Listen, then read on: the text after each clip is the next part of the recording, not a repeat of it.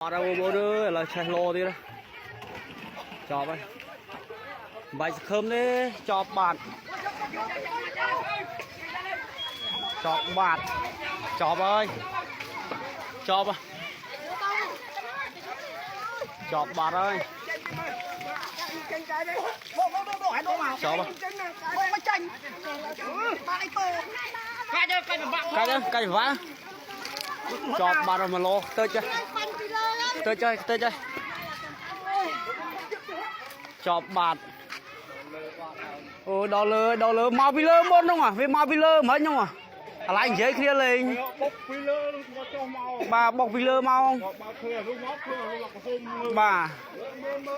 chọp ơi chạy lô vui hay lô chọp kia tiết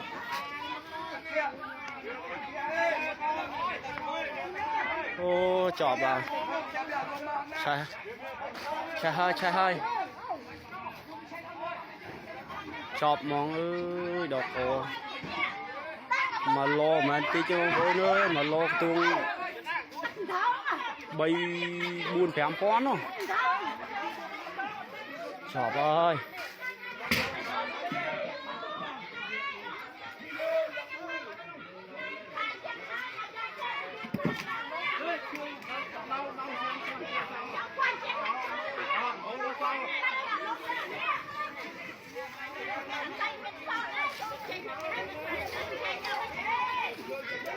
chọp bạn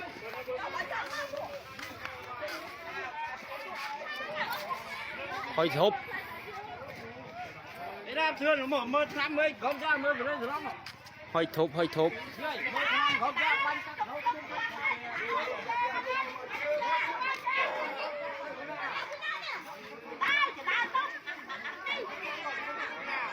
hơi thục hơi thục phải yêu thốt bạn là vẫn năng ấy của lại chui cái sân chọp ơi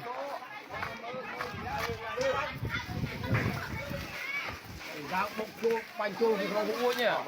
lại giờ đá bánh chua nữa không thật trên anh nát tặc rồi